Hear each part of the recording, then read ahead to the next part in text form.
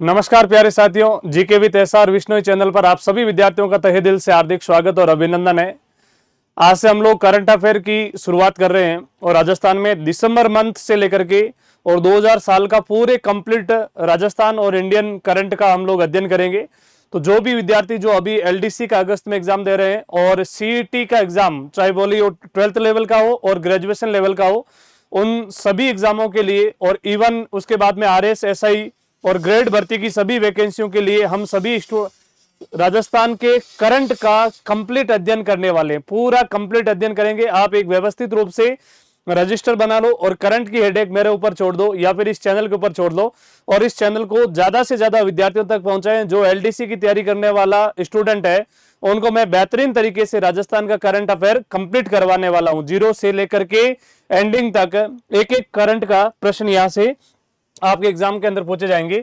आज हम लोग डिस्कस करने वाले राजस्थान की 16वीं विधानसभा। वर्तमान में 16वीं विधानसभा का गठन राजस्थान में हुआ है और 16वीं विधानसभा के मुख्यमंत्री कौन है, किस दिन पद की शपथ ली थी और इनसे रिलेवेंट चीजें हम लोगों को याद करने पे ज्यादा फोकस करना है। आप लोग कितना पढ़ते हो ये कोई मायने नहीं रखता है, आपको चीजें याद कितनी है ये सबसे ज्यादा इंपॉर्टेंट चीज है कि 16वीं विधानसभा में राजस्थान के कौन से नंबर के मुख्यमंत्री है। प्रेजेंट में इंपॉर्टेंट चीज है 14वें मुख्यमंत्री और नंबर ऑफ सीक्वेंस के हिसाब से या व्यक्ति विशेष के हिसाब से कौन से नंबर के हैं, तो जवाब दोगे 14वें मुख्यमंत्री। और 14वें मुख्यमंत्री कौन है, भजनलाल शर्मा। राजस्थान में 14वें मुख्यमंत्री भजनलाल शर्मा बनाए गए हैं। इन्हें पद की शपथ, इंपॉर्टेंट है, याद रखो 15 दिसंबर 2023। कौन सी डेट आपको याद रखनी, यहां से 15 दिसंबर 2023 इन्होंने अपने पद की शपथ कर ली। और राजस्थान में ट्रेंड चला रहा है जब सन 2000 के आसपास में जो मुख्यमंत्री हो शपथ 15 दिसंबर के आसपास में लेते हैं, तो इन्होंने जो डेट की अपने पद की शपथ ली थी 15 दिसंबर 2023, इस दिन इनका जन्म दिवस भी था। और आप सभी विद्यार्थियों को पता है कि मुख्यमंत्री को शपथ उसी संबंधित राज्य का राज्यपाल दिलाता है। तो अपन देखो जो राज व्यवस्था है राजस्थान की उसका भी अध्ययन करेंगे। हिस्ट्री, पॉलिटी, कल्चर और ज्योग्राफी तो अपना एक जन्मशील अधिकार में मिला हुआ विषय है, उसका तो हम लोग कंप्लीट अध्ययन करेंगे ही करेंगे। ठीक है, तो उसके बाद में 15 दिसंबर 2023 को इनको शपथ राज्यपाल कलराज मिश्र ने दिलाई। यानी किसने, तो अभी भी प्रेजेंट में राजस्थान के राज्यपाल कौन है, कलराज मिश्र ने इनको पद की शपथ दिलाई।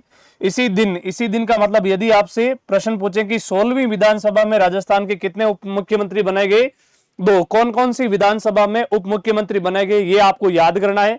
राज्य व्यवस्था में करंट से रिलेवेंट हम लोग चीजें याद करें कि 16वीं विधानसभा में राजस्थान में दो उप मुख्यमंत्री बनाए गए, प्रेमचंद बेरवा। कौन कौन उप मुख्यमंत्री है, जवाब दोगे प्रेमचंद बेरवा जो दूदू विधानसभा से विधायक चुने गए हैं, और दिया कुमारी जो विद्याधर नगर से विधायक चुनी गई। तो ये राजस्थान में 16वीं विधानसभा में दो उप मुख्यमंत्री चुने गए हैं। दो उप मुख्यमंत्री 16वीं विधानसभा में बनाए गए। भजनलाल शर्मा का संबंध अट्टारी गांव से, और अट्टारी गांव यानी किस जिले से, जवाब दोगे भरतपुर से है। और ये पहली बार विधायक बने हैं सांगानेर जयपुर से। वर्तमान में सांगानेर जयपुर विधानसभा से विधायक बने हैं। यह प्रथम बार विधायक बने, यानी कि विधायक का पद इनको कौन सी बार मिला, तो जवाब दोगे पहली बार ये विधायक बने हैं। तो ये चीजें आप लोगों को ज्यादातर याद रखनी होगी कि 16वीं विधानसभा का राजस्थान में जो ढांचा है, वो स्ट्रक्चर है, वो किस तरीके का है। विभिन्न परीक्षाओं में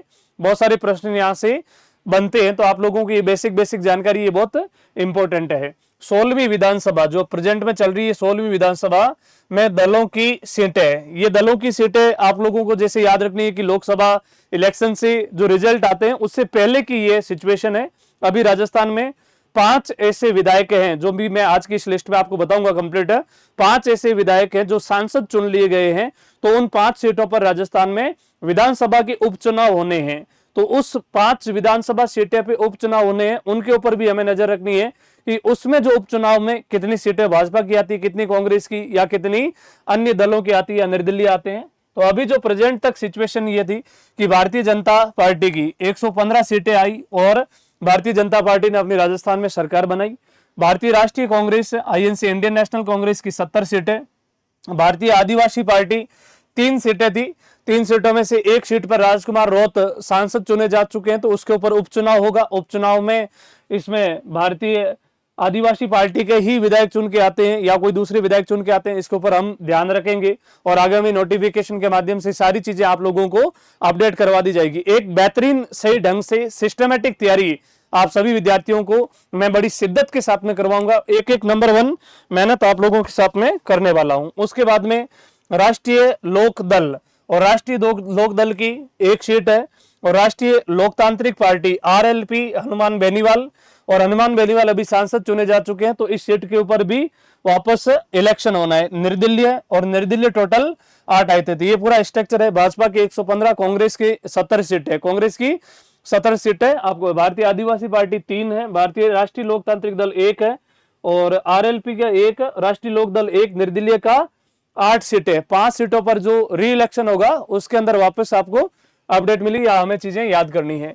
श्री गंगानगर सीट से यानी कि जो इलेक्शन हुए थे वो 199 सीटों पर ही दिसंबर और नवंबर के सेशन में हुए थे।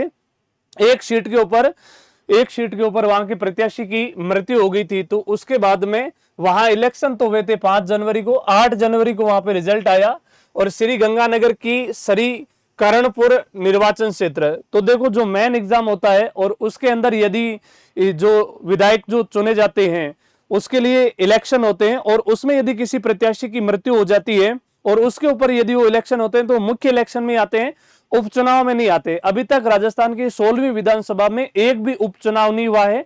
5 सीटों पर उपचुनाव होगा। क्यों होगा? क्योंकि वो विधायक सांसद चुन लिए गए हैं, इसलिए होगा। और श्री गंगानगर की श्री करणपुर निर्वाचन क्षेत्र से चुनाव 8 जनवरी 2024 को हुए। इसमें कांग्रेस के प्रत्याशी रुपिंदर सिंह कुन्नर की जीत हुई थी। तो आप लोगों को पता ही कि बहुत बहुचर्चित सीट रही थी। टिट्टी को वहां से भाजपा सरकार ने पहले से ही अपना एक प्रत्याशी चुन लिया गया था कि मान लिया था कि ये सीट वहां से भाजपा को मिलेगी और उनको मंत्री पद दे दिया था और उसके बाद में उनको मंत्री पद से इस्तीफा देना पड़ा था। वासुदेव देवनानी 16वीं विधानसभा में विधानसभा अध्यक्ष। अभी जो विधानसभा अध्यक्ष कौन है जवाब दोगे? वासुदेव देवनानी है, जो पहले शिक्षा मंत्री थे। वासुदेव देवनानी अजमेर उत्तर से, कहां से, माइंड में चीजें सेव रखो, वासुदेव देवनानी अजमेर उत्तर से भाजपा विधायक है और ये पूरे राजस्थान के विधानसभा अध्यक्ष में सीक्वेंस के क्रम में कौन से नंबर की विधानसभा अध्यक्ष है? तो जवाब दोगे 70वें विधानसभा अध्यक्ष है। ये 70वें विधानसभा अध्यक्ष बने टोटल नंबर ऑफ सीक्वेंस के हिसाब से व्यक्ति विशेष के। 16वीं विधानसभा के प्रोटेम स्पीकर, 16वीं विधानसभा के प्रोटेम स्पीकर कालीचरण सराफ, यानी कि 16वीं विधानसभा के प्रोटेम स्पीकर कौन है? जवाब दोगे कालीचरण सराफ है।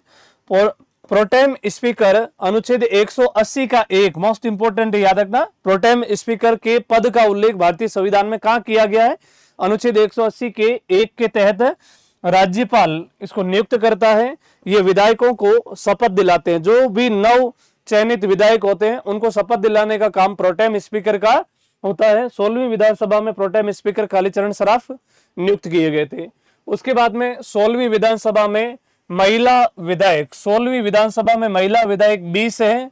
जो राजस्थान की टोटल विधानसभा सीट है 200, राजस्थान की कुल विधानसभा सीट है 200 का 10% भाग है। राजस्थान की कुल विधानसभा सीटें 200 के 10% भाग पर महिला विधायक है, यानी कि राजस्थान में टोटल 16वीं विधानसभा में महिला विधायकों की संख्या कितनी? जवाब दोगे 20 से पहले 23 थी, इस बार 3 घटी है विधायकों की संख्या, महिला विधायकों की संख्या। भाजपा महिला विधायक 9 है, कांग्रेस महिला विधायक 9 है और निर्दलीय महिला विधायक 2 है। 199 सीटों पर मतदान हुआ था और इसमें कुल मत प्रतिशत आपको यही याद रखना है 75.4745%। एक सीट पर श्री गंगानगर की श्री करणपुर सीट से बाद में इलेक्शन हुआ था। उसके बाद में ग्रामीण मतदान प्रतिशत 75.67% और शहरी मतदान प्रतिशत 71.23। तो आपको चीजें एक सेल्फ अपने नोट्स क्रिएट कर लो। इसी नोट्स फॉर्मेट में मैं आपको पढ़ाने वाला हूं सारा का सारा करंट इंडिया और राजस्थान का, और हमें एग्जाम पॉइंट ऑफ व्यू से पढ़ना है। ये दिसंबर वहां से करंट से हम स्टार्ट कर रहे हैं। इसके बाद में आप कोई भी एग्जाम दे तो उसके बाद में मैं जनवरी, फरवरी, मार्च, अप्रैल से आगे कंटिन्यू विगत 2024 का पूरा कंप्लीट करंट का अफेयर का अध्ययन हम लोग इस चैनल के माध्यम से करेंगे। मुख्य निर्वाचन अधिकारी, यानी कि ये जो पूरे इलेक्शन हुए थे वो किसकी देखरेख में हुए? तो जवाब दोगे मुख्य निर्वाचन अधिकारी, और मुख्य निर्वाचन अधिकारी प्रवीण गुप्ता। 5 विधायक जो बाद में सांसद बन गए, 5 विधायक जो बाद में सांसद बने उनकी आपको लिस्ट याद करनी है। हनुमान बेनीवाल नागौर से बन गई, ब्रजेंद्र ओला झुंझुनू से, मुरारी लाल टोंक से, हरीश मीणा दौसा से और राजकुमार रोहत बांसवाड़ा से। ये 5 राजस्थान के ऐसे विधायक थे जो बाद में क्या चुन लिए गए, सांसद बन गए। तो इन 5 सीटों पर राजस्थान में विधानसभा के लिए उपचुनाव होंगे। इनके नतीजे हम लोग देखेंगे।